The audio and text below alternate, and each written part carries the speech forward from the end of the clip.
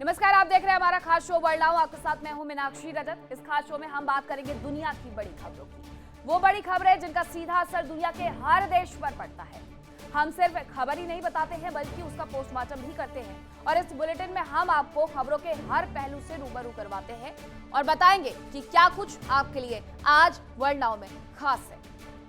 World now में आज हम बात करेंगे ईरान की तैयारी के बारे में। मिडिल ईस्ट में आज कयामत की रात है। अमेरिकी राष्ट्रपति डोनाल्ड ट्रंप की डेडलाइन आज रात खत्म हो रही है और इसी के साथ तेहरान में तबाही का काउंटडाउन भी शुरू हो गया है। ट्रंप ने चेतावनी दी है कि अगर स्ट्रेट ऑफ हॉर्मुज नहीं खोला गया तो ईरान को पाषाण युग में धकेल दिया जाएगा। लेकिन तेहरान भी झुका कहां है? तेहरान भी अकड़ के उसी तरीके से खड़ा है जैसे वो 28 तारीख को खड़ा हुआ था जब उस पर पहला हमला हुआ था इस साल का। ईरान ने भी 20 घंटे का जवाबी अल्टीमेटम देते हुए ट्रंप को सरेंडर करने की चुनौती दे डाली है। ईरान के बिजली घरों और बुनियादी ढांचे पर मंडराते अमेरिकी खतरों के बीच में तेहरान ने साफ कर दिया है कि वो अस्थायी युद्ध विराम नहीं बल्कि स्थायी अंत चाहता है। जहां एक तरफ ट्रंप है जो ऊर्जा ठिकानों को उड़ाने की धमकी दे रहे हैं, तो वहीं ईरान ने अपनी जनता से मानव श्रृंखला बनाने की अपील कर दी है। सुप्रीम लीडर मुस्तफा खामनेई ने स्पष्ट किया है कि कमांडर्स की शहादत से उनका हौसला नहीं टूटेगा, क्योंकि एक बड़ा हमला किया गया है जो कि IRGC के हेडक्वार्टर पर किया गया है जिसमें कई कमांडर्स की मौत हुई है। इस सब के बीच में सुप्रीम लीडर मुस्तफा खामनेई ने साफ कर दिया है कि उनकी कमांडर्स की शहादत का मतलब ये नहीं है कि वो घुटने टेक देंगे, बल्कि उस शहादत का सम्मान करते हुए अमेरिका को मुंह तोड़ जवाब देंगे। लेकिन CIA मुस्तफा खामनेई की बीमारी के फेक रिपोर्ट्स फैलाने में लगातार लगी हुई है और दरअसल ये एक मनोवैज्ञानिक युद्ध है ताकि ईरान की जनता को, दुनिया को यह भरोसा दिलवा दिया जाए कि मुस्तफा खामनेई इस पूरे युद्ध की पिक्चर से नदारद हैं और सिर्फ ईरान को और ईरान की जनता को उसमें झोंक रहे हैं ताकि बाकी लोग भी पीछे हट जाएं। लेकिन ऐसा हो नहीं रहा है, बल्कि लोग सड़कों पर उतर करके खास तौर पर विरोध करते हुए अमेरिका के खिलाफ नजर आ रहे हैं। उधर अमेरिका ने एक पायलट को बचवाने के बहाने 155 विमानों के साथ ईरान के इस्फहान न्यूक्लियर सेंटर पर यूरेनियम चोरी करने की नाकाम कोशिश की है। लेकिन शायद अमेरिका भूल गया कि ईरान की मिसाइलें पहाड़ों के नीचे अवैध मिसाइल सिटी में सुरक्षित हैं, जहां बंकर बस्टर बम भी नाकाम हो जाते हैं। क्यों? क्योंकि बंकर बस्टर बम 200 मीटर नीचे तक जाकर के धमाका कर सकते हैं, लेकिन बताया यह जाता है कि संवर्धित यूरेनियम को 300 मीटर नीचे तक जाकर के छिपाया गया है। ईरान एक ऐसा देश है जिसने अपनी मिसाइल सिटी से लेकर के एयरबेस तक सब अंडरग्राउंड बनाए हुए हैं और इसी दिन की तैयारी के लिए बनाए हुए थे, जहां बंकर बस्टर बम कुछ भी उनका ना बिगाड़ पाए। हालांकि इन सब के बीच में जो ट्रंप की डेडलाइन है वो करीब है, लेकिन तेहरान के 1.4 करोड़ वॉलंटियर्स भी पूरी तरीके से तैयार हैं। अब देखना होगा कि सुबह होने तक मिडिल ईस्ट का नक्शा आखिरकार क्या मोड़ लेता है। वर्ल्ड नाउ में हम आज बात करेंगे अमेरिका के उस प्लान के बारे में जिसके जरिए वो हमला करेगा। यही रात अंतिम, यही रात भारी। क्या कल सुबह दुनिया एक नए पावर मैप के साथ जागेगी या फिर ये ट्रंप के एक और गीधड़ भपकी साबित होगी, एक और यू टर्न लेने वाला बयान साबित हो जाएगा? कहते कुछ और हैं रात को, सुबह को करते कुछ और हैं, दोपहर को कहेंगे कुछ और, शाम ढलते ढलते अपने ही बयान से पलट जाएंगे। कई बार ये समझना मुश्किल हो जाता है कि जो कहा है वो कभी कर भी पाएंगे या नहीं, क्योंकि कभी करते तो है नहीं। अमेरिकी राष्ट्रपति ट्रंप का अल्टीमेटम आज रात खत्म हो रहा है। ट्रंप ने हुंकार भरी है कि वो एक रात में ईरान को राख कर सकते हैं, लेकिन सवाल वही है कि क्या वाकई कल तबाही बरसेगी या ये सिर्फ और सिर्फ हवाबाजी है। ईरान और अमेरिका के बीच चल रहा अल्टीमेटम का गेम अब अपने सबसे खतरनाक मोड़ पर है। ट्रंप ने आज रात 8 बजे तक स्ट्रेट ऑफ हॉर्मुज खोलने की डेडलाइन दी है। इन सब के बीच में मिडिल ईस्ट में खास तौर पर जो टेक कंपनियां हैं, जो बैंक हैं, अमेरिकी कर्मचारियों को यह तक कह दिया गया है अमेरिका की तरफ से कि आप वर्क फ्रॉम होम करें। ऐसे में यह संदेश भी है स्पष्ट कि अमेरिका कुछ तो बड़ा करने वाला है, वरना वो अपने कर्मचारियों को, उन कंपनियों में काम करने वाले कर्मचारियों को आखिरकार ये क्यों कहता कि वो वर्क फ्रॉम होम चुन लें। ये जो डेडलाइन वाला खेल रचा जा रहा है, खेला जा रहा है, कहीं ऐसा तो नहीं कि इस बार सच साबित हो जाएगा? 8 बजे तक का स्ट्रेट ऑफ हॉर्मुज खोलने की डेडलाइन ट्रंप ने दिया, तो इजराइल ने 12 घंटे का रेल अलर्ट जारी करके ईरान में मौत का खौफ भर दिया है। और ईरान ने अपने नागरिकों के लिए अलर्ट भी जारी कर दिया है कि आप रेलवे से सफर ना करें। कयास ये है कि America mother of all bomb या बंकर बस्टर से ईरान के पावर प्लांट्स और आईआरजीसी हेडक्वार्टर्स को निशाना बना सकता है। सिर्फ इतना ही नहीं, नेब्रास्का में ऊपर मंडराते डूम्सडे प्लेन ये निकलते तभी है जब परमाणु युद्ध की आशंका हो जाती है। और ये डूम्सडे प्लेन एक बार जब फिर से देखा गया है तो खतरा परमाणु युद्ध की आशंकाओं वाला फिर से शुरू हो गया है कि डूम्सडे को आखिरकार क्यों बाहर निकाला अमेरिका ने। इसीलिए ये कहा जा रहा है कि आज की रात ईरान के लिए बेहद भारी साबित होने वाली है। डूम्सडे प्लेन का बाहर आना उसका संकेत है। लेकिन ट्रंप के ट्रैक रिकॉर्ड को देखें तो उनकी हवाबाजी की फेहरिस्त बहुत लंबी हो जाती है। कभी वो कहते हैं युद्ध जीत लिया, इस युद्ध में 39 दिन हो गए हैं और 39 दिन के युद्ध में इस व्यक्ति की तरफ से 30 बार यह दावा किया जा चुका है कि हम युद्ध जीत चुके हैं। कभी दूसरी तरफ ये कह देते हैं कि मदद करो, हर कंट्री को ये कह देते कि हॉर्मुज खुलवाने के लिए हमारे साथ आओ, मदद की अपील करने लगते हैं। कभी नेटो को ही कायर बता देते हैं और किनारा कर लेते हैं कि भाई जिसको हॉर्मुज खुलवाना है वो खुद देख ले, हम तो वैसे भी 1% ही वहां से तेल लेते हैं, हमारा कुछ नहीं बिगड़ेगा, और ज्यादा होगा तो जिसको हॉर्मुज नहीं खुलवा पा रहा है वो हमसे आकर के डील कर ले। अब 3 मार्च से लेकर के 6 अप्रैल तक ट्रंप ने दर्जनों बार अपनी बातें बदली। हालांकि पर्दे के पीछे का खेल डरावना है। B-2 बॉम्बर्स ने पहले ही अंडरग्राउंड ठिकानों पर स्ट्राइक शुरू कर दी। अब देखना यह है कि ट्रंप कल वाकई में तबाही का बटन दबाते हैं या एक बार फिर से नई डेडलाइन देकर के दुनिया को उलझा रखते हैं, क्योंकि उस वक्त पूरी दुनिया की निगाहें थी कि आखिरकार अमेरिका में रात के 9 बजते ही ऐसा कौन सा ऐलान डोनाल्ड ट्रंप करने वाले हैं जिसका असर पूरी दुनिया पर पड़ेगा। पूरी दुनिया निगाहें गड़ा करके डोनाल्ड ट्रंप के ऊपर बैठी हुई थी और डोनाल्ड ट्रंप रात के 9 बजते ही घड़ी में टेलीविजन स्क्रीन पर आते हैं, लंबी चौड़ी एक स्पीच देते हैं और उसके बाद कह देते कि अभी 2 से 3 हफ्ते और हम युद्ध में रहेंगे, बस खत्म। कहीं ये डेडलाइन वाला शिगुफा भी वैसा ही साबित ना हो जाए। आज की रात सबसे भारी, बाद में पता चला खोदा पहाड़ निकली चुईया, फिर से वही कह दिया जाएगा कि 2 से 3 हफ्ते और रहेंगे युद्ध में। अब वर्ल्ड नाउ में हम आज बात करेंगे मिडिल ईस्ट में जंग के 39वें दिन की। 39 दिन पूरे, लेकिन बारूद की गंध के बीच में डोनाल्ड ट्रंप ने एक ऐसा डिप्लोमेटिक बम फोड़ा है जिसने पूरी दुनिया को सन्न कर दिया है। दरअसल ट्रंप ने न केवल उत्तर कोरिया के तानाशाह किम जोंग उन की तारीफ कर दी है, बल्कि अमेरिका के पारंपरिक सहयोगियों जिसमें जापान है, साउथ कोरिया है, ऑस्ट्रेलिया है, उन्हें धोखेबाज करार दे दिया है। उस उत्तर कोरिया की तारीफ कर रहे हैं जिससे बचाने के लिए जापान और दक्षिण कोरिया को हथियार सप्लाई करवाते, हथियार बेचते हैं। यह अमेरिका का दोहरा चरित्र। जापान और इसके साथ साथ दक्षिण कोरिया में जो सिस्टम लगाए गए थे जो उन्हें उत्तर कोरिया के हमलों से बचाएगा, वो तक मंगवा लिए गए मिडिल ईस्ट में तैनात करने के लिए। जापान ने और साउथ कोरिया ने दे भी दिए कि चलिए ठीक है, आप लाए थे आप ही ले जाइए। लेकिन उसी जापान और साउथ कोरिया और ऑस्ट्रेलिया को अब अमेरिका धोखेबाज करार दे रहा है और किम जोंग उनको अपना सगा बता रहा है। सवाल यह है कि क्या 2 कठोर नेता अब एक ही पटरी पर आने वाले हैं? क्योंकि ट्रंप ने तो खुलेआम अपनी भड़ास निकालते हुए कहा है कि जब अमेरिका को मिडिल ईस्ट की जंग में जरूरत थी तब इन सहयोगियों ने पीठ दिखा दी, जबकि जापान वही था जिसने ये कहा था कि अगर हॉर्मुज में बारूद बिछाया हुआ है तो हम अपनी सेना भेजेंगे। बावजूद इसके अमेरिका कह रहा है कि जब हमें आवश्यकता थी तब इन सहयोगियों ने हमें पीठ दिखा दी। ट्रंप का सीधा तर्क है कि हम जापान में 50,000 और साउथ कोरिया में 45,000 जवान तैनात कर उन्हें किम जोंग उन से बचा रहे हैं। लेकिन हमें बदले में क्या मिल रहा है, अमेरिका पूछ रहा है। इतना ही नहीं, ट्रंप यही नहीं रुके। ट्रंप ने पूर्व राष्ट्रपति जो बाइडेन पर तंज कसते हुए दावा किया कि किम जोंग उन्हें नापसंद करते हैं, जबकि ट्रंप के साथ उनके रिश्ते मधुर हैं।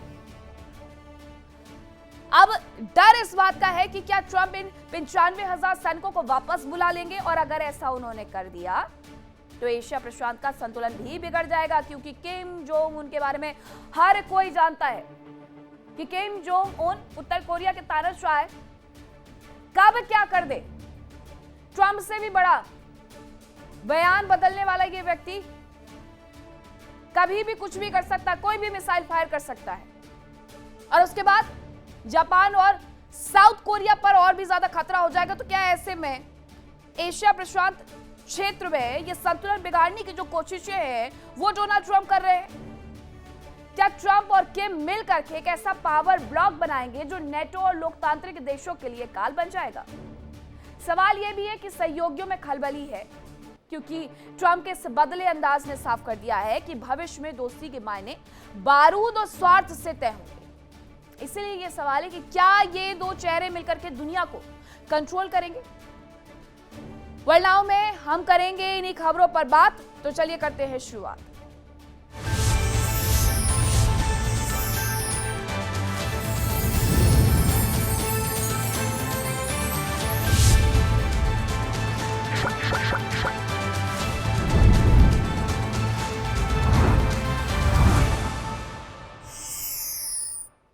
सबसे पहले आपको एक बड़ी खबर बताते हैं कि अमेरिकी उपराष्ट्रपति जेडी वेंस ने बड़ा बयान दिया है।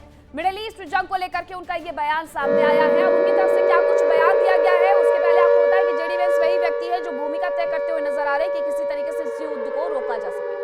वो कह रहे हैं कि बहुत जल्द ये युद्ध समाप्त हो जाएगा। अब जेडी वेंस ने तो ये बहुत बड़ा बयान दरअसल दे दिया है, जहां पूरी दुनिया ये इंतजार कर रही है कि अल्टीमेटम खत्म होने वाला है, क्या अमेरिका की तरफ से कोई बड़ा कदम उठाया जाएगा।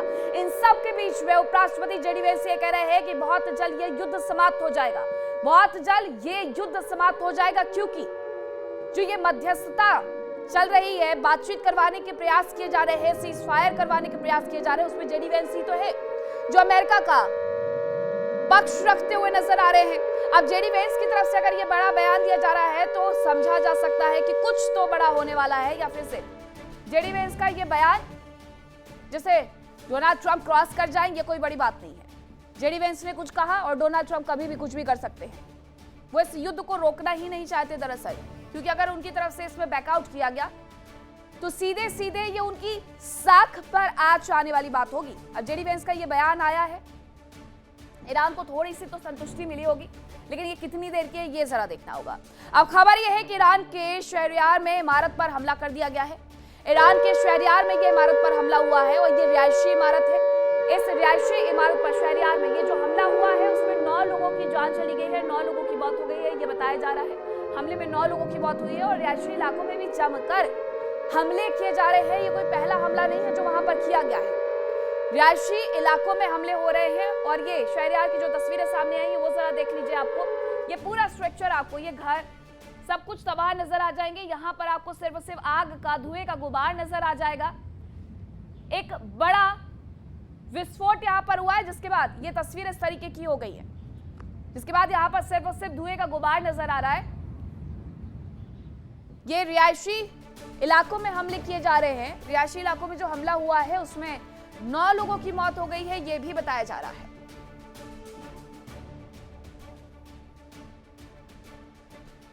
अब बात करेंगे ट्रंप की डेडलाइन की। ट्रंप की जो डेडलाइन है वो आज रात को खत्म हो जाएगी और डेडलाइन के खत्म होने के साथ ही तेहरान में तबाही तय मानी जा रही है, क्योंकि दुनिया के शांतिदार के ठेकेदार ने आज की रात की तबाही का ऐलान पहले ही कर दिया था। दूसरी तरफ तेहरान ने भी कह दिया कि अगर हमला हुआ तो हम इसका जवाब मिडिल ईस्ट के अमेरिकी सहयोगी देशों के जरिए ही देंगे। अब पूरा मिडिल ईस्ट वो लेकर के आ जाएंगे हमला करवाने के लिए, लेकिन क्या वो साथ में आएंगे ये बड़ा सवाल है, क्योंकि तेहरान की तरफ से तो बार बार इन मिडिल ईस्ट पर हमले किए गए थे, तो फिर से मिडिल ईस्ट पर ये हमलों को और बढ़ाया जाएगा। सीधा सीधा ये ईरान इस बार ऐसी तबाही करेगा जिसके बारे में अमेरिका और ट्रंप दोनों ही नहीं सोच पाएंगे, ये ईरान कह रहा है। ईरान कह रहा है कि हमारी तैयारी पूरी है, ईरान अमेरिका के बीच चल रहे युद्ध में जितना हथियार बोल रहे हैं उससे कहीं ज्यादा दोनों देशों में बयानबाजी हो रही है। डोनाल्ड ट्रंप ने ईरान को पाषाण युग में भेजने की वार्निंग दी है। तो अब ईरान ने भी अल्टीमेटम का जवाब अल्टीमेटम से दे दिया है और कहा है कि 20 घंटे में उन्होंने सरेंडर नहीं किया तो स्टोन एज खुद ब खुद आ जाएगा। और इसके लिए बाकायदा उनकी तरफ से एक एआई वीडियो तक जारी कर दिया गया है। ये ईरान की तरफ से जारी किया गया है, जहां अमेरिकी राष्ट्रपति डोनाल्ड ट्रंप के घर में कमरे में घुस करके वो बताते हैं कि वो वहां पर क्यों आए हुए हैं। ईरान की तरफ से जो धमकी दी गई है, क्या ट्रंप उसके बाद सरेंडर करेंगे? ये क्यों? ये इसलिए सवाल क्योंकि ईरान और अमेरिका के बीच लगातार तनाव है। ईरान ने अमेरिका और ट्रंप को धमकी दी। ट्रंप के पास पीछे हटने के लिए 20 घंटे का वक्त बचा हुआ है और जंग की धमकी के कारण हम पीछे नहीं हटेंगे, ये भी उनकी तरफ से कहा जा रहा है। यूएस और सहयोगी देशों को स्टोन एज में भेज देंगे, ये अमेरिका कह रहा है कि हम ईरान को स्टोन एज में भेजेंगे। तो ईरान भी कह रहा है कि हम भी यूएस के समेत उसके सहयोगी देशों को स्टोन एज में भेजेंगे। ईरान अमेरिका इजराइल से जंग जीत रहा है, ये भी एक सच है। हालांकि ईरान का बयान ऐसे वक्त में आया है जब डोनाल्ड ट्रंप की हॉर्मुज न खोलने के बदले ईरान को खत्म कर देने की धमकी की मियाद पूरी हो रही है। ईरानी स्पीकर के सलाहकार मेहदी मोहम्मदी ने कहा है कि ईरान इस युद्ध में स्पष्ट रूप से जीत चुका है और अब वो केवल ऐसा समझौता स्वीकार करेगा जो उसकी जीत को मजबूत करे और क्षेत्र में नई सुरक्षा व्यवस्था बनाए। ईरान युद्ध या फिर अल्टीमेटम का गेम, जरा ये भी समझते हैं। दरअसल ट्रंप ने ईरान को कहा है कि आज रात 8 बजे का वक्त आपके पास है, स्ट्रेट ऑफ हॉर्मुज खोल दीजिए। हॉर्मुज नहीं खोला तो अमेरिकी सैन्य कार्रवाई वहां पर की जाएगी, ये उनकी तरफ से कहा गया है। और ट्रंप की धमकी को आईआरजीसी ने तुरंत खारिज कर दिया है कि आईआरजीसी कह रहा है कि हम इस धमकी को मानते ही नहीं है। ईरान के सैन्य अभियान पर कोई इसका असर नहीं पड़ेगा। ईरान ने यूएस के रुख को घमंडी और भ्रमित करने वाला करार दे दिया है। ईरान ने ट्रंप को उल्टा कहा है कि सरेंडर के लिए 20 घंटे का वक्त हम तुम्हें देते हैं।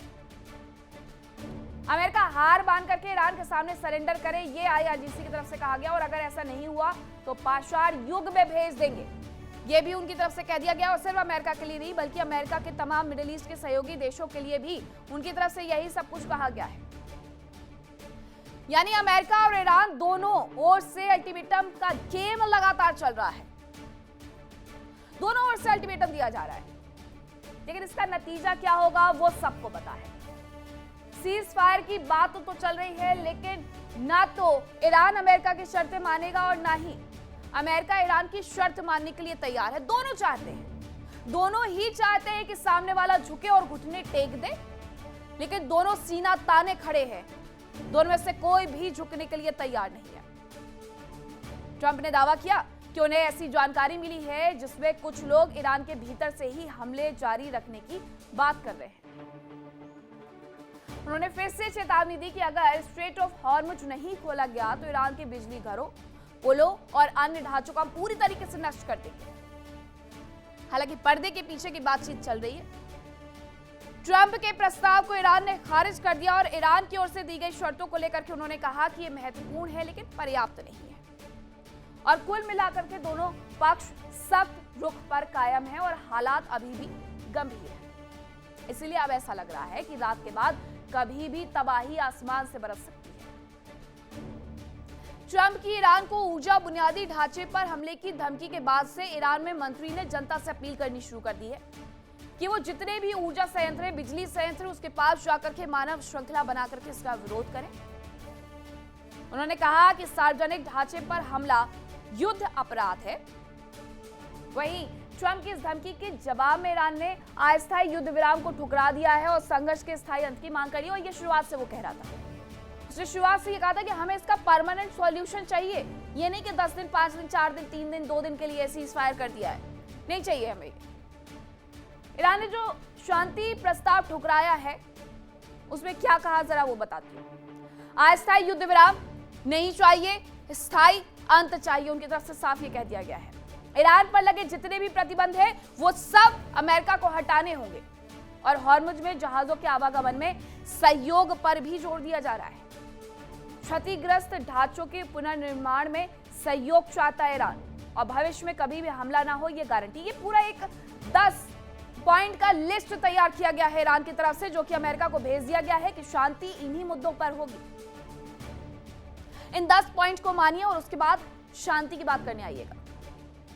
हालांकि इन सब में जंग के बीच में ईरान के सुप्रीम लीडर मुस्तफा खामनेई ने कहा है कि इस्लामिक रेवोल्यूशनरी गार्ड कॉर्प्स यानी IRGC के टॉप कमांडर्स की हत्या के बावजूद देश की सैन्य ताकत और लड़ाकों का हौसला कमजोर नहीं होगा।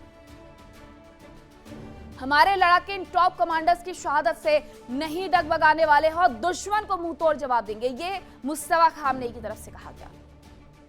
दरअसल सोमवार को IRGC के वरिष्ठ अधिकारी मेजर जनरल माजिद खादेमी की हत्या के बाद ये बयान उनकी तरफ से दिया गया। उन्होंने जोर देते हुए कहा कि ईरान के लड़ाकों और सशस्त्र बलों की एकजुटता इतनी मजबूत है कि आतंकवाद और अपराध उनके संकल्प को कभी भी कमजोर नहीं कर सकते हैं।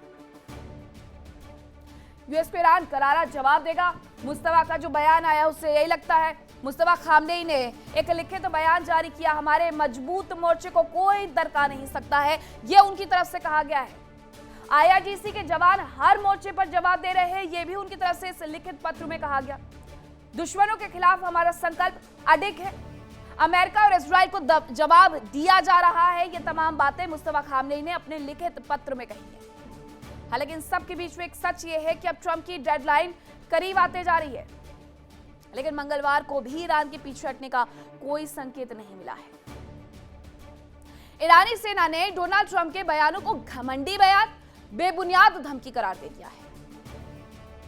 सेना ने कहा कि अमेरिकी और इजरायली सेनाओं के खिलाफ उनके अभियान जारी रहने वाले हैं, हम पीछे नहीं हटेंगे।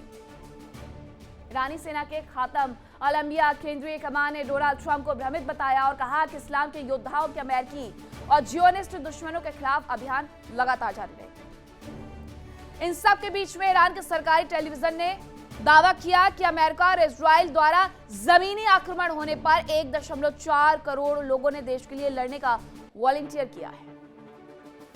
यानी ट्रंप की डेडलाइन खत्म होने के समय जैसे जैसे करीब आ रहा है, वैसे वैसे ईरान मजबूत होते जा रहा है और मजबूती से मुकाबला कर रहा है। अब चलिए आपको बता दें कि फिलहाल मिडिल ईस्ट में आखिरकार चल क्या रहा है। सऊदी अरब के औद्योगिक क्षेत्र में ईरान का हमला हुआ है। तेहरान में यूएस और इजराइल ने हमला किया है। इजरायली सेना ने ईरान के लिए चेतावनी जारी की कि रात 9 बजे तक ईरान में कोई भी ट्रेन से यात्रा ना करे। उसके पीछे की वजह इजराइल के द्वारा रेलवे को क्षतिग्रस्त करना, उनके उस पूरी लाइन को ध्वस्त करना भी शामिल है। इसी वजह से ईरान अपने लोगों को आगाह कर रहा है। सऊदी अरब और बहरीन को जोड़ने वाला पुल फिलहाल बंद कर दिया गया है। किंग फहद कॉजवे 25 किलोमीटर लंबा पुलों का वो नेटवर्क है। जंग के बीच में ईरान को चीन और रशिया का साथ लगातार मिल रहा है, यह हर कोई जानता है। लेकिन इन सब के बीच में CIA ने एक फेक रिपोर्ट फैलानी शुरू कर दी है ताकि ईरान में लोग परेशान हो सके और लोगों में भय भी हो। ये क्या फेक रिपोर्ट से वो जरा जानिए। ईरान के सुप्रीम लीडर मुस्तफा खामनेई को लेकर के जो CIA की नई रिपोर्ट सामने आई है, उसमें अमेरिकी खुफिया अधिकारियों के हवाले से मुस्तफा खामनेई को बीमार करार दिया गया है कि वो बीमार हो गए हैं। इस रिपोर्ट में मुस्तफा के अचेत अवस्था में होने का जिक्र कर दिया गया है। इतना ही नहीं, ये भी कहा गया कि मुस्तफा ईरान के कोम में रह रहे हैं। हालांकि ये रिपोर्ट ऐसे वक्त में आई है जब डोनाल्ड ट्रंप ने ईरान के ऊर्जा ठिकानों पर ताबड़तोड़ हमले की धमकी दी और साफ भी है कि ईरान को लेकर के एक तरफ जहां हमला अमेरिका कर रहा है, तो दूसरी तरफ फेक न्यूज फैलाने से भी वो पीछे नहीं हट रहा है ताकि ईरान के लोगों का मनोबल, IRGC का मनोबल वो तोड़ सके, उन्हें पीछे किसी तरीके से भेज सके जो वो नहीं जा रहे हैं। अब खबर सामने आई है जिसकी पुष्टि खुद अमेरिकी राष्ट्रपति डोनाल्ड ट्रंप ने की है। यूएस के राष्ट्रपति डोनाल्ड ट्रंप के अनुसार ईरान में एक गिराए गए F-15E फाइटर जेट के चालक दल को बचाने के लिए 2 चरणों में बड़े पैमाने पर हवाई अभियान चलाया गया। बड़ बोले ट्रंप, जो कई बार अपनी तैयारियों को उजागर कर जाते हैं अति उत्साह में, तो कई बार जो दुनिया के सामने नहीं बताना है वो भी कह करके चले जाते। उन्होंने इस बार यही किया है। उन्होंने बताया है कि चालक दल को बचाने के लिए 2 चरणों में बड़े पैमाने पर हवाई अभियान किस तरीके से चलाया गया। पहले चरण में पायलट को बचवाने के लिए 21 विमान तैनात किए गए थे, जिसे एक हेलीकॉप्टर द्वारा सफलतापूर्वक निकाला गया, जबकि दूसरे चरण में, जब पहला चरण पूरा हो गया तो दूसरे चरण की आवश्यकता क्या थी? लेकिन वो कहते हैं कि दूसरे चरण में 155 विमान दूसरे चालक दल के सदस्य को बचाने के लिए 155 विमान वो हमने भेज दिए। ये भी बताया कि उसमें कौन कौन से विमान शामिल थे। इसीलिए सवाल खड़े हुए कि सिर्फ चालक को बचाने के लिए तो नहीं हो सकते ये, क्योंकि इसमें 4 बॉम्बर्स, 64 लड़ाकू विमान, 48 ईंधन टैंकर, 13 बचाव विमान, ये सब कुछ शामिल था। 20,000 किलोग्राम तक जो विमान सामान उठा सकते हैं वो भी शामिल थे। क्यों भाई, क्या आवश्यकता थी इसकी? चालक को बचाना था तो वो तो कैसे भी किया जा सकता था। 155 विमान, 200 पायलट्स क्यों? खबर दरअसल ये है कि ये जहाज इस्फहान की ओर गए। ईरान के इस्फहान में न्यूक्लियर अनुसंधान सेंटर है और अमेरिका को यह लग रहा था कि इस्फहान में ही ईरान का 440 किलो एनरिच्ड यूरेनियम होगा, लेकिन वहां पर भी अमेरिका को निराशा हाथ लगी है। इसीलिए वहां पर ये इतने सारे पायलट्स और फाइटर जेट्स भेजे गए थे ताकि ये जाकर के ग्राउंड ऑन बूट्स शुरू करेंगे और वहां से एनरिच्ड यूरेनियम उठा लाएंगे। पायलट बहाना दरअसल यूरेनियम पूरा ये निशाना था। पायलट के बहाने यूएस का यूरेनियम चोरी करने का जो प्लान था वो दुनिया के सामने डोनाल्ड ट्रंप ने खुद खोल करके रख दिया है। इस्फहान के करीब में कई अमेरिकी प्लेन उतरे। ईरान का जो यूरेनियम चोरी करने का प्लान था वो खुद उजागर कर गए डोनाल्ड ट्रंप। यूएस जवान को वहां पर कोई एनरिच्ड यूरेनियम नहीं मिला। ईरान का अधिकांश यूरेनियम भंडार भूमिगत है और ईरान ने पहले चरण में 21 विमान, अमेरिका ने पहले चरण में 21 विमान ईरान में उतारे और विमान को बचाने के लिए इसे पायलट, आप कह सकते हैं कि पायलट को बचाने के लिए 155 प्लेन उतार दिए। अमेरिका के पहुंच से एनरिच्ड यूरेनियम हालांकि दूर हो गया। उसे लगा था वो जाएंगे, इस्फहान में रखा हुआ एनरिच्ड यूरेनियम उठाएंगे और वापस आ जाएंगे। वहां कुछ मिला ही नहीं, खाली हाथ आना पड़ गया। यानी ईरान का यूरेनियम अमेरिका के पास पहुंच से बहुत बाहर है। अमेरिका यूरेनियम और हॉर्मुज दोनों कारणों से परेशान नजर आ रहा है। कुछ पूरा नहीं हो पा रहा। 39 दिन, भयंकर तबाही, भयंकर नुकसान। मिला क्या? ना रिजीम चेंज हुई, ना हॉर्मुज खोल पाए और ना ही एनरिच्ड यूरेनियम अभी तक ढूंढ पाए। इसीलिए कई बार तो झुंझलाहट में आकर के डोनाल्ड ट्रंप बहुत सारे बयान दे जाते हैं। वही जो बैलिस्टिक मिसाइल है वो अमेरिका की नींद उड़ा रही है। अब चलिए आपको ये बताते हैं कि ईरान की मिसाइलें कहां सुरक्षित है, क्योंकि ईरान की मिसाइलें बंकर के नीचे छिपी हुई हैं और ईरान ने बंकर के नीचे और पहाड़ों के नीचे जो मिसाइल सिटी बना रखी है वो अमेरिका और इजराइल की नाक में दम कर रहा है, उनकी नींद उड़ा रहा है। ये ऐसी जगह पर बनी है जहां पर कोई भी बंकर बम काम ही नहीं करता है।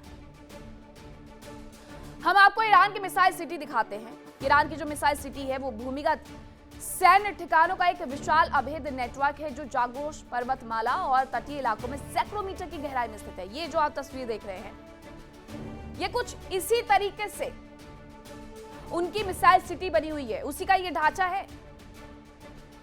ये ठिकाने बैलिस्टिक या क्रूज मिसाइलों और ड्रोन को सुरक्षित रखने, उन्हें छिपाने, रेडी टू फायर मोड में रखने के लिए बने। अब आपको ये तस्वीर दिखा देते हैं। ये जो बार बार बातें होती है कि आखिरकार ईरान की मिसाइल सिटी अपने आप में एक ऐसा विषय है जिसे सुनने के बाद हर कोई उत्साह से लबरेज हो जाता है कि आखिरकार उसने कैसे किया। ये मिसाइल सिटी बना करके उसने अपनी तमाम मिसाइलों को यहाँ पर सुरक्षित रखा हुआ है। ये जागोस पर्वतमाला की श्रृंखला में उसे बनाया गया है। पहाड़ को पूरा खोद करके उसके अंदर एक सिटी बना दी गई है जिसमें सिर्फ उसकी मिसाइलें रखी हुई है। ये हमेशा फायर मोड में रहती है, रेडी टू फायर मोड। प्रमुख साइट में लोरिस्तान का खुरमाबाद है, तबरीज, केरमनशाह और केशन द्वीप शामिल है जहां से हॉर्मुज स्ट्रेट को नियंत्रित किया जाता है। ईरान की जो ज्यादातर मिसाइलें हैं वो इसी में रखी गई है। इस पर ना तो बंकर बस्टर बम का इस्तेमाल किया जा सकता है और ना ही वो कोई बहुत ज्यादा असर डाल पाएगा और ना खुद अमेरिका जाकर के वहां से उन्हें उठा करके ला सकता है। यानी एक तरफ ट्रंप का अल्टीमेटम खत्म होने वाला है, दूसरी तरफ ईरान ने भी तैयारी कर ली है। इसकी जो ये रेडी टू ऑन मोड वाली मिसाइल से वो कभी भी बरसना शुरू कर सकती है इजराइल के ऊपर और अमेरिका के जितने तमाम बेस बने हुए एयरबेस उन पर, मिडिल ईस्ट के भीतर।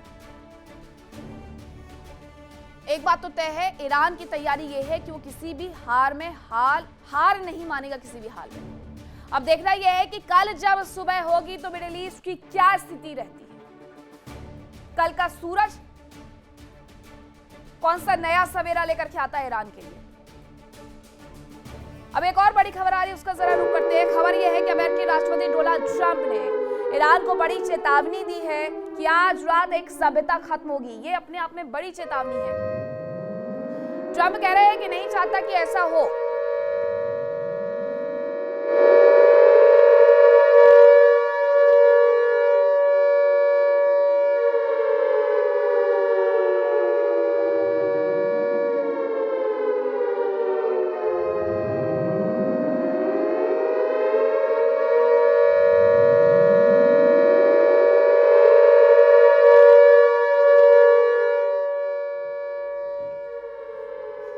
इतिहास के सबसे अहम पलों में से ये एक होगा। नए और कम कट्टर लोग सत्ता में होंगे। 47 साल के कुशासन का अंत होगा। ट्रंप ने कहा कि करप्शन मौत के शासन का अंत होगा। ट्रंप ये कह रहे हैं कि वो नहीं चाहते ऐसा हो, लेकिन ऐसा होगा। 47 साल के कुशासन का अंत होगा। अब ये कुशासन का अंत करने वाले हैं या ईरान की पूरी सभ्यता का, क्योंकि ये भी तो कह रहे हैं कि आज रात एक सभ्यता खत्म हो जाएगी।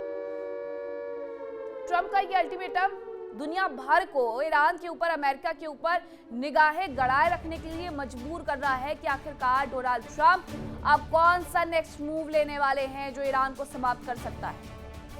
इन सब के बीच में एक और बड़ी खबर आ रही है, उसका भी रुख कर लेते हैं। खबर यह है कि ट्रंप की धमकी के बाद ईरान की चेतावनी भी सामने आ गई है।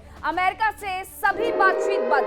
ईरान ने कह दिया कि प्रत्यक्ष वार्ता स्थगित की जाती है। यानी एक बार फिर से पानी फेर दिया गया है उन तमाम प्रयासों पर जो युद्ध रोकने के लिए कारगर साबित हो सकते थे, क्योंकि अमेरिका ऐसे बेतुकी बयानबाजी ही करता है जिसकी वजह से ईरान ना चाहते हुए भी सारी बातचीत को खत्म करना चाह रहा है। ईरान कह रहा है कि प्रत्यक्ष और अप्रत्यक्ष कोई वार्ता नहीं होगी अब इनके साथ, सब कुछ स्थगित रहेगा। ट्रंप बार बार धमकी दे रहे हैं कि एक सभ्यता का अंत कर देंगे, तो ईरान आखिरकार इन जैसों से बात करके करेगा भी क्या।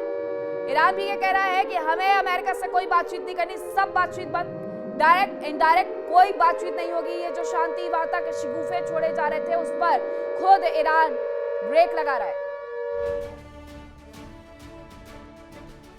अमेरिकी राष्ट्रपति डोनाल्ड ट्रंप का अल्टीमेटम आज रात खत्म हो जाएगा। यानी अगर साफ शब्दों में कहें तो कल का दिन तबाही का हो भी सकता है, या फिर वो अपने बयान पर यू टर्न भी ले सकते हैं। यानी अमेरिका से अगर आज कुछ घंटों में वार्ता और सीज फायर पर सहमति नहीं बनती है तो फिर तबाही भरपूर होगी। हालांकि अब देखना यह है, एक तरफ देखिए जो उनको उपराष्ट्रपति जेडी वेंस वो कह रहे हैं कि ये युद्ध जल्द समाप्त होगा, दूसरी तरफ ट्रंप ये कह रहे हैं कि एक सभ्यता का अंत होगा। अब क्या चाहते हैं ट्रंप, क्या करेंगे, थोड़ा सा इंतजार जरूर करना होगा। क्या ट्रंप कल युद्ध का आदेश दे देंगे, सवाल ये भी है। यानी तबाही का आदेश दे देंगे, या फिर एक बार सीज फायर और वार्ता के लिए अल्टीमेटम देंगे। वैसे भी ट्रंप ने 4 बार तो अल्टीमेटम दिया है, लेकिन ईरान भी तो झुकने के लिए तैयार नहीं होता है। और यही तो डोनाल्ड ट्रंप चाहते हैं कि अपनी साख भी बचा ले और ईगो में आकर के ईरान को भी झुका ले। अल्टीमेटम के बीच में ट्रंप ने प्रेस कॉन्फ्रेंस में कहा कि एक रात में ईरान को तबाह कर सकते हैं, और शायद ये रात कल भी हो सकती है, यानी मंगलवार की रात, आज की रात। ये बयान उनका कल का था। चलिए पहले आपको ट्रंप का वो बयान सुनवा देते हैं कि क्या कुछ कहा गया। 2 बयान हैं। Today to celebrate the success of one of the largest, most complex, most harrowing combat searches, I guess you would call it a search and rescue mission, ever attempted by the military. Generally, when planes are knocked down in war, especially when you're fighting a strong group, an evil group, you can't really do this because you send in 200 men to pick up one, and it's something that's usually not attempted as much as you want to attempt, and bad things happen to that 1 or 2, and in this case we did 2, and it might not have been attempted before, but we did, and we had great talent, but we got a little luck too, I would say, and we were helped by a lot of people, a lot of great people, and it was an honor to be involved with it. It's very historic. This is a rescue that's very historic. It'll go down in the books. Late Thursday night, an American F-15 fighter jet went down deep inside enemy territory.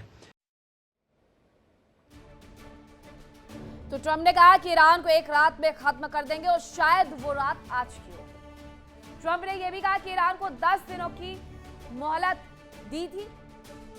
10 दिनों की मोहलत हम दे चुके हैं, वो उन्होंने ही मांगी थी, यानी ईरान नहीं मांगी थी, लेकिन अब तक ईरान ने सीज फायर को लेकर के कोई दिलचस्पी नहीं दिखाई। अब चलिए ट्रंप का वो बयान भी आपको सुनवा देते हैं। I don't know. I can't. It depends what they do. This is a critical period. They have a period of, well, till tomorrow at 8 o'clock. I gave them an extension. They asked for an extension of 7 days, right?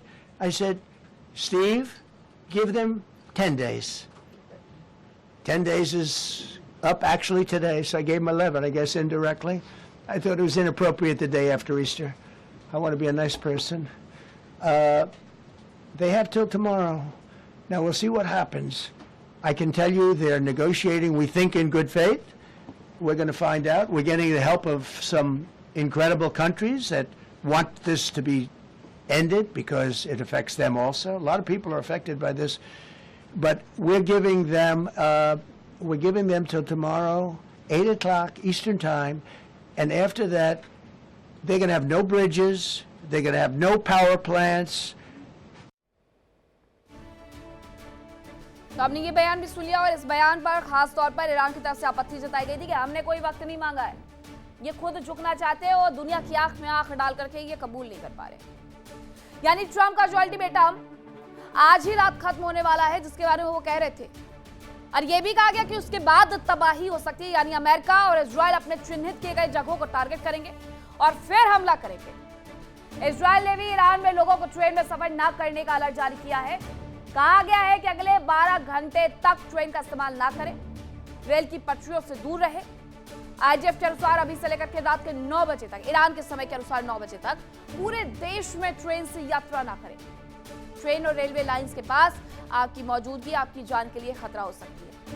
उधर Trump ने Iran को Hormuz खोलने के लिए अमेरिकी समय के अनुसार मंगलवार रात 8 बजे तक का समय दिया है, लेकिन इजराइल की चेतावनी उससे करीब 6.5 घंटे पहले खत्म हो जाएगी, अभी तक खत्म हो चुकी है।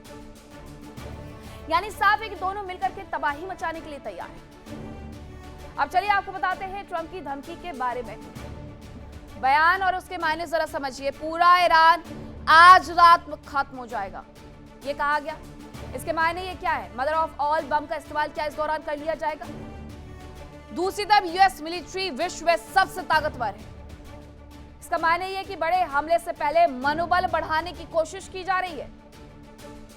1 मिनट में हजारों कमांडो उतर सकते हैं। अब ग्राउंड ऑपरेशन के संकेत है क्या ये? दूसरी तरफ बयान आता है कि पावर प्लांट पर हमला करेंगे, यानी ईरान के एनर्जी सेक्टर को टारगेट करेंगे, और इसीलिए ईरान के मंत्रियों की तरफ से ये बयान दिए जा रहे हैं कि ईरान की जनता को सड़कों पर उतर करके ह्यूमन ट्रेन बना लेनी चाहिए। अमेरिका और उसके राष्ट्रपति ट्रंप दोनों पर भरोसा करना ठीक नहीं है। वो कब क्या कर सकते हैं जंग के बीच में अब तक दिखा भी है कि ट्रंप और अमेरिका को कहते हुए जो वो कहते हैं वो नहीं करेंगे। पर्दे के पीछे कोई और ही गेम चल रहा होता है। जैसे 27 फरवरी जब वार्ता जारी थी, तभी इसी बीच में अगले दिन हमला कर दिया। हमले के बीच में खामनेई समेत कई टॉप लीडर्स को मार गिराया गया। कयास ये लगाया गया कि अमेरिका मदर ऑफ ऑल बम का भी इस्तेमाल कर सकता है। अभी अमेरिका का मदर ऑफ ऑल बम क्या है, जिसके बारे में इतनी ज्यादा बातचीत हो रही है? इसके बारे में बताया जाता है कि यह सबसे शक्तिशाली नॉन न्यूक्लियर बम है। परमाणु हथियार नहीं है, लेकिन उससे कुछ कम भी नहीं। इसका जो आधिकारिक नाम है वो है GBU-43, जिसकी 8,500 किलोग्राम विस्फोटक सामग्री ले जाने की क्षमता होती है। यह अपने साथ 11 टन TNT के बराबर दबाव पैदा करता है। C-130 हरक्यूलिस के द्वारा इसे गिराया जाता है। तो अगर ये वहां पर उड़ान भरते हुए नजर आ जाए तो समझ लीजिएगा कि GBU-43 वाली तैयारी इनकी हो गई है। अमेरिका का अल्टीमेटम खत्म होने के बाद ट्रंप कुछ भी कर सकते हैं। ईरान पर अमेरिका इजराइल ने हमले तेज कर दिए हैं। इन सब के बीच में मेहराबाद के बाद खोरबाबाद एयरपोर्ट पर बमबारी की गई। इसके अलावा कोम शहर में 6 धमाके सुने गए। तेहरान के ऊपर भी फाइटर जेट देखे गए हैं। खबर यह भी है कि ईरान पर अमेरिका परमाणु से हमला भी कर सकता है। लेकिन ये खबरें कैसे उठी है कि परमाणु हथियार, परमाणु हमले किए जा सकते हैं? ये परमाणु युद्ध की जो प्रबल आशंका है वो आखिरकार कैसे शुरू हुई, वो आपको बताते हैं। दरअसल खबर ये है कि न्यूक्लियर वॉर कमांडर सेंटर के ऊपर नजर आया है एक विमान, और ये नेब्रास्का में ऑफर एयरफोर्स बेस के ऊपर कई चक्कर लगाते हुए नजर आया है। बोइंग E-4B नाइट वॉच है ट्रंप का इमरजेंसी डूम्सडे प्लेन, जिससे देखा गया है उड़ान भरते हुए। डूम्सडे प्लेन को क्यों निकाला गया, इसलिए ये सवाल खड़े हो रहे हैं। फ्लाइट ट्रैकिंग डेटा से इंटरनेशनल जानकारी इकट्ठी हो सकती है। E-4B ने 6 चक्कर लगाए हैं, फिर स्ट्राहाइन की ओर चला गया। बड़ी बात क्या रही इस दौरान? न्यूक्लियर युद्ध जैसी स्थिति में डूम्सडे प्लेन दरअसल बाहर निकलता है। विमान offered air force base US nuclear command centre है। कई लोग ये कहते हैं कि डूम्सडे प्लेन को सालों देखा नहीं जाता है, ये आसमान में उड़ान भरते रहता है और ये तभी निकल करके बाहर आता है जब परमाणु युद्ध की आशंका बढ़ जाती है। और डूम्सडे प्लेन का बाहर नजर आना इस बात के संकेत और खतरा परमाणु युद्ध का दोनों को बढ़ा रहा है।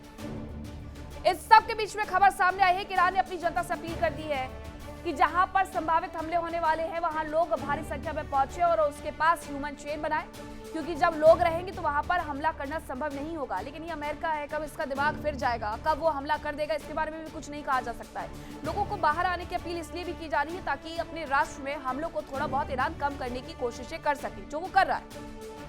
लेकिन इन सब के बीच में इजरायल और अमेरिका सीधे तौर पर लोगों पर हमला क्या करेगा, ये सवाल भी है। अल्टीमेटम खत्म होने से पहले ही अमेरिका ने कई इलाकों में हमला कर दिया है, रिहायशी इलाकों में भी हमला किया गया है। अमेरिका ने ईरान को एक और बड़ा झटका दिया। अमेरिका ने तेहरान में IRGC के एक अंडरग्राउंड हेडक्वार्टर पर B-2 बॉम्बर का इस्तेमाल कर दिया। हमले के बाद जब बचाव अभियान के लिए मेडिकल टीम्स वहां पहुंची तो उस दौरान एक बार फिर से हवाई हमला किया गया। जानकारी ये मिली कि इन हमलों में बंकर बस्टर बमों का इस्तेमाल किया गया है। अमेरिका के इस डबल स्ट्राइक में IRGC के कई कमांडर्स के साथ साथ बचाव दल के सदस्यों की भी मौत का अंदेशा जताया जा रहा है। यूएस के हमले में ईरान किस तरीके से दहला है, जरा वो जानिए। ईरान के IRGC अंडरग्राउंड मुख्यालय पर हमला किया गया। अमेरिकी हमले में कई कमांडर्स की मौत की खबर है। अमेरिका ने बंकर बस्टर बमों से हमला किया है। इस दौरान B-2 बॉम्बर्स का इस्तेमाल किया है।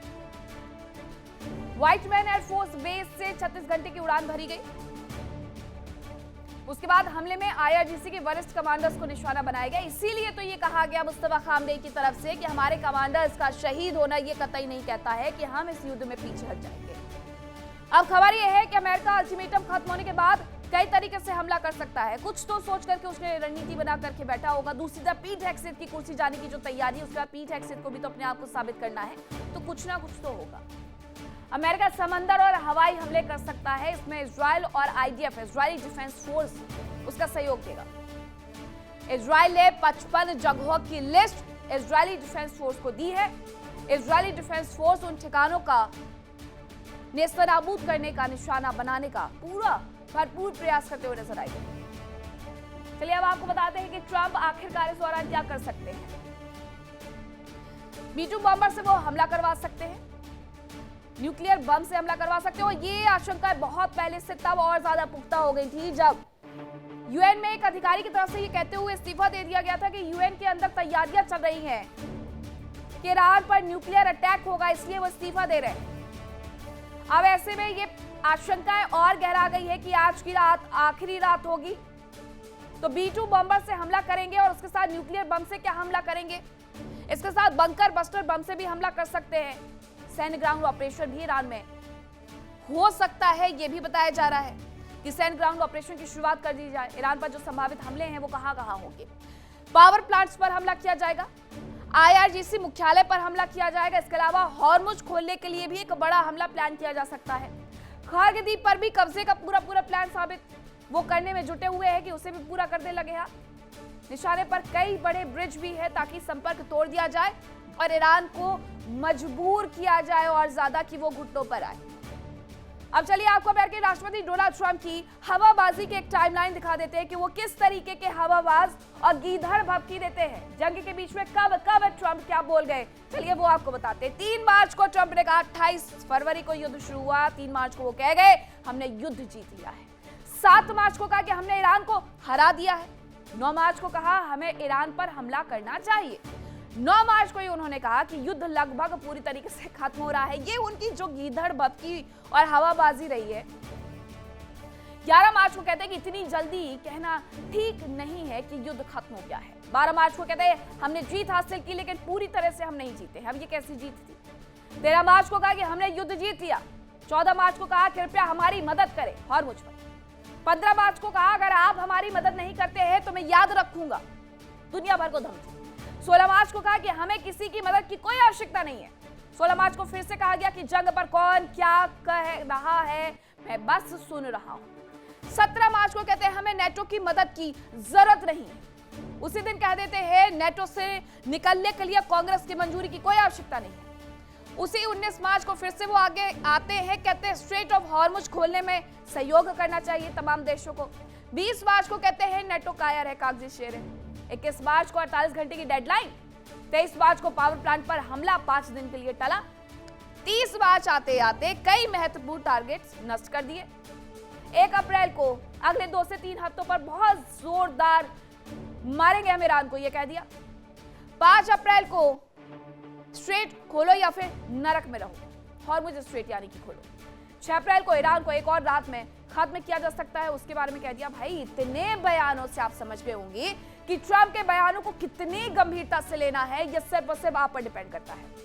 खैर अब ट्रंप क्या करने वाले हैं उसके लिए थोड़ा सा इंतजार करना होगा कि जो अल्टीमेटम दिया गया है वो पूरा भी करेंगे या फिर से एक बार अपनी ही चीजों से मुड़ते हुए भटकते हुए नजर आएंगे। बढ़ेंगे अगली खबर की तरफ कि मिडिल ईस्ट में जंग लगातार चल रही है।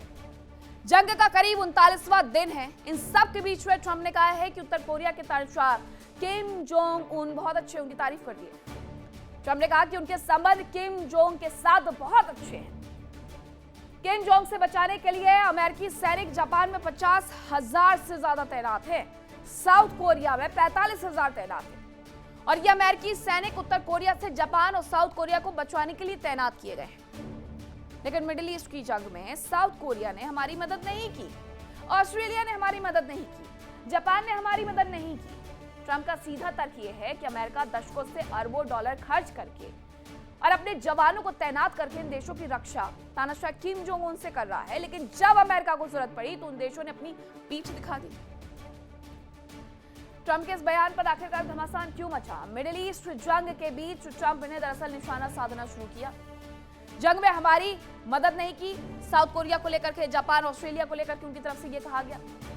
यह भी कहा गया कि अमेरिका कई वर्षों से तीनों देशों की मदद करता रहा है, यह उनकी तरफ से कहा गया। जापान में 50,000 अमेरिकी जवान तैनात है। दक्षिण कोरिया में 45,000 हमारे जवान तैनात हैं। उत्तर कोरिया में हम दोनों देशों को बचाते हैं, बावजूद इसके हमें पीठ दिखा दी गई। तो ये था पूरा मेन मुद्दा कि किम जोंग उन्हें इतने पसंद सिर्फ इसलिए आ रहे हैं क्योंकि उन्हें बाकी 2 देशों को नीचा दिखाना है। तो ये थी खबरें आज वर्ल्ड नाउ में। कल फिर होगी मुलाकात कुछ नई खबरों के साथ। फिलहाल वक्त एक छोटे से ब्रेक का है, कहीं मत जाएगा, खबरों का सिलसिला लगातार जारी है। इंडिया डेली अब आपको स्मार्ट टीवी पर भी मौजूद है। इंडिया डेली 24/7 अब इन सभी प्लेटफॉर्म पर लाइव थे। देखिए इंडिया डेली 24/7 अब आपके स्मार्ट टीवी पर। इंडिया डेली मौजूद है सभी डिजिटल प्लेटफॉर्म पर लाइव और लगातार। इंडिया डेली 24/7 हर दिन राष्ट्र को समर्पित।